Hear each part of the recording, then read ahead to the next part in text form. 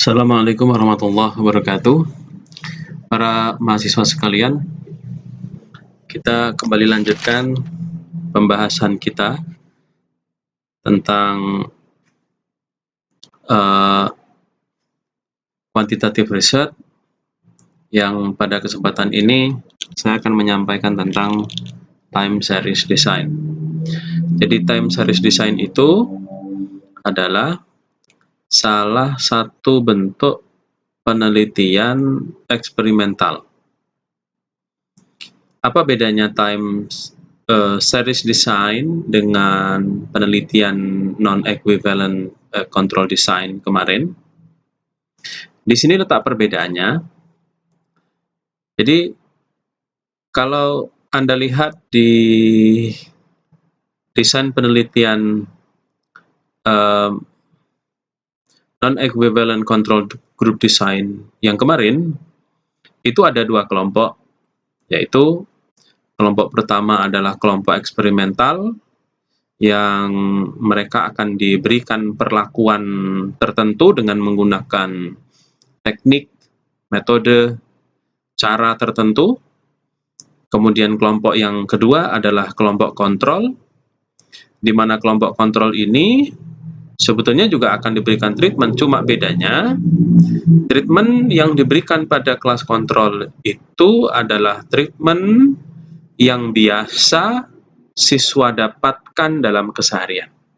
Jadi ketika eksperimental itu berarti menguji coba, melihat. Itu nantinya apakah teknik, metode, media, dan seterusnya yang disampaikan, yang ditreatmentkan kepada kelompok eksperimen itu mempunyai andil positif atau tidak. Sementara grup kontrol, mereka hanya mendapatkan treatment dengan pengajaran, dengan teknik yang biasa mereka peroleh sehari-hari ketika mereka belajar. Baik, ini ciri khas dari time series design, di mana time series design itu hanya punya satu kelompok. Jadi tidak ada kelompok eksperimental secara spesifik, kemudian kelompok kontrol secara spesifik. Tapi peneliti hanya memilih satu kelompok. Satu kelompok ini ya jadi kelompok eksperimental, gitu. Cuma ada beberapa kekhasan yang harus kita pahami dari time series design ini. Kekhasan dari time series design ini adalah peneliti akan melakukan treatment itu sampai akan memberikan, saya ulangi. Peneliti satu akan mengambil sampel dengan cara mencomot. Gitu. Jadi mengambil begitu saja. Tidak ada proses pengambilan sampel secara sampling. Jadi umpama saya katakan ada 4 kelas di sekolah itu pada satuan yang sama, umpama SMP begitu, kelas 71, 72, 73, 74, umpama ada 4 kelas. Nah, ketika si peneliti akan menerapkan time series design ini, maka peneliti bisa menggunakan salah satu kelasnya tanpa harus menerapkan teknik random sampling. Hanya pilih saja. Kelas 71 kah, 72 kah, 73 kah, 74 kah. Pilih salah satu. Oke. Setelah dipilih salah satu, sebelum treatment diberikan, jadi X ini adalah lambang treatment. Jadi kelompoknya hanya satu yang diambil. Hanya satu kelompok saja yang diambil. Itu. Ini bedanya dengan non-equivalent control group design kemarin. Ada 2 kelompok. Yang dapat X ini namanya kelompok eksperimental, kemudian yang tidak ada X-nya di bawahnya kelompok kontrol. Tetapi dalam time series design ini hanya ada satu kelompok. Tapi bedanya dengan kelompok dengan jenis penelitian sebelumnya, meskipun hanya ada satu kelompok, yaitu kelompok eksperimental, tetapi peneliti akan memberikan pretest 4 kali. Pretest pertama, begitu, pretest kedua, pretest ketiga, pretest keempat. 4 kali akan diberikan pretest. Apa tujuannya 4 kali diberikan pretest ini? Jadi peneliti akan melihat seberapa sebenarnya kemampuan atau modal siswa terhadap apa yang akan diteliti.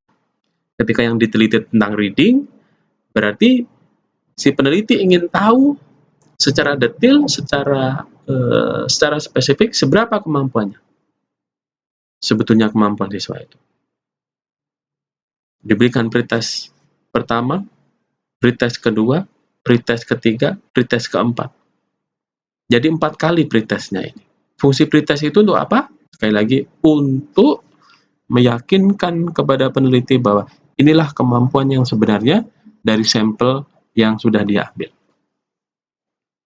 Kemudian setelah dilakukan pretest selama 4 kali, itu nilai dikumpulkan, ditabulasi, pretest pertama dikelompokkan sendiri, pretest kedua dikelompokkan sendiri, pretest ketiga sama, pretest keempat dikelompokkan juga. Kemudian setelah itu baru diberikan treatment.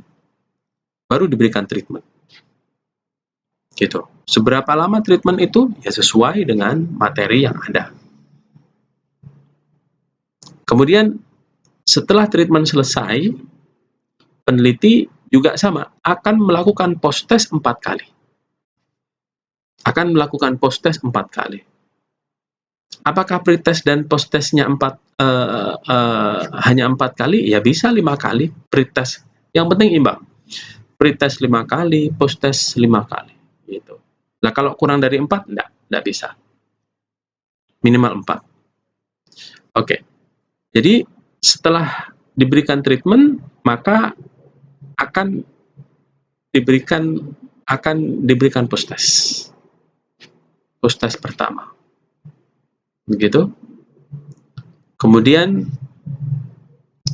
katakanlah di post-test pertama ini hasilnya kurang memuaskan, bisa jadi nanti peneliti akan melakukan treatment lagi.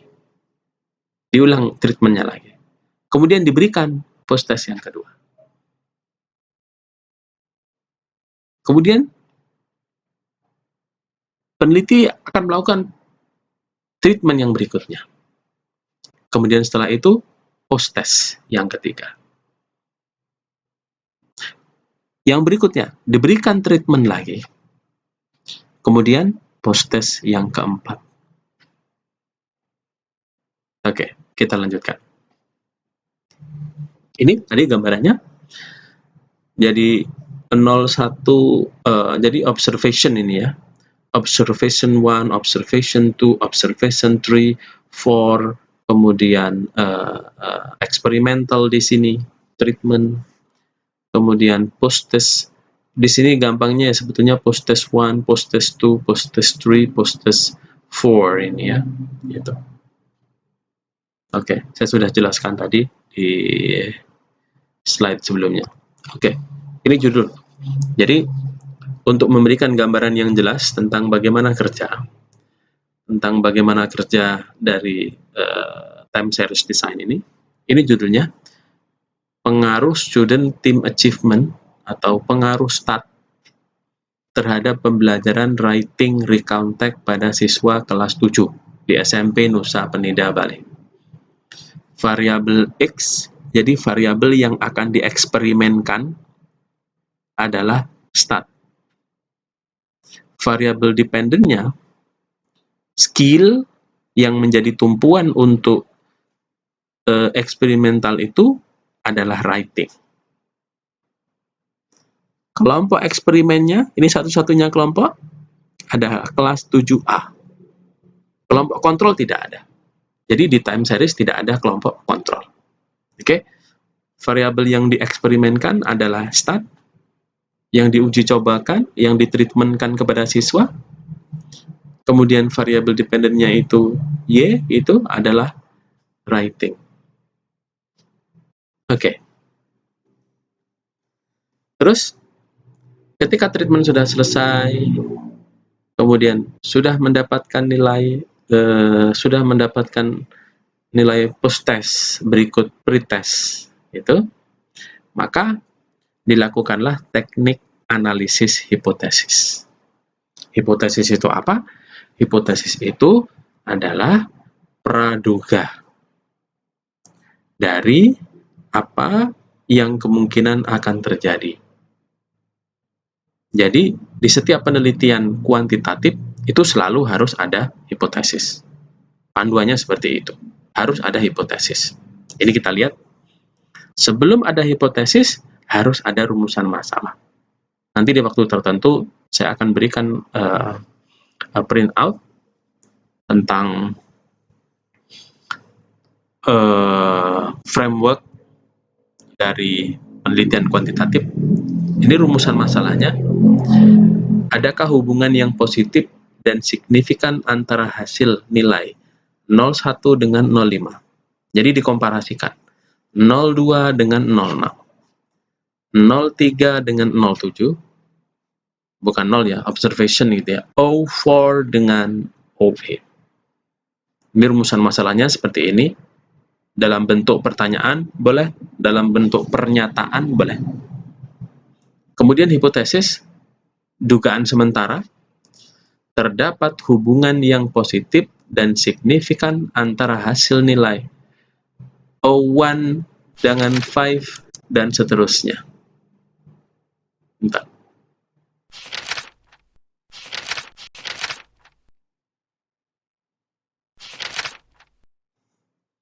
Apa analisis yang digunakan?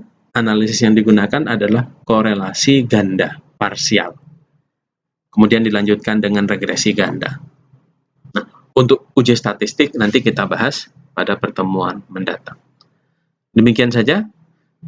Boleh ditanyakan jika ada permasalahan. Terima kasih. Assalamualaikum warahmatullahi wabarakatuh.